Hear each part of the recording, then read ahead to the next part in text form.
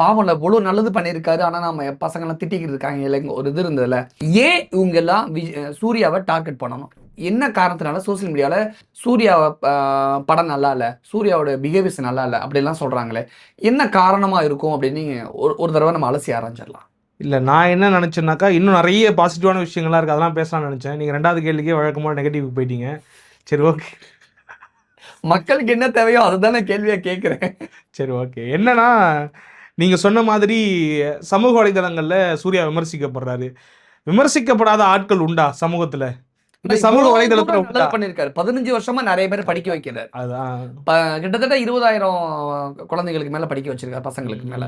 விஜய் இப்ப 3 வருஷமா தான் பண்ணிக்கிட்டு இருக்காரு. ஆனா விஜய் பாராட்டக்கூடிய ரசிகர்கள், அந்த பொதுமக்கள் ஏன் சூர்யா பண்ணும் பொழுது எதிர்வினை ஆற்றுறாங்க, ஆப்போசிட்டா பேசுறாங்க. அப்ப இது வன்மமா அல்லது வேற ஏதோட ஒரு வெளிப்பாடா? இது எப்படி அணுகிறது? விமர்சனம்ங்கிறது வந்துட்டு யார் வேணா யார் மேலாம் வைக்கலாம், தப்பு இல்லை. நீங்க சொன்ன மாதிரி வந்துட்டு ஒரு சிலர் வந்துட்டு ஏதோ ஒரு நிகழ்வில் வந்து காயப்பட்டிருக்கிறாங்க அப்படின்னாக்கா அந்த விமர்சனத்தை வெளிப்படுத்துகிறாங்கன்றது, அதையே வந்து தொடர்ச்சியாக பிடிச்சிக்கிட்டு காலமெல்லாம் விமர்சிக்கிறேன், நான் வந்துட்டு சூர்யாவை எங்கெங்கெல்லாம் வாய்ப்பு கிடைக்குதோ அங்கெல்லாம் வந்துட்டு நான் வந்து தவறாக எழுதுவேன், தனிநபர் தாக்குதல் பண்ணுவேன், ரொம்ப ஆபாச வார்த்தைகளை பயன்படுத்துங்கிறது ரொம்ப ரொம்ப அபத்தமான விஷயம்.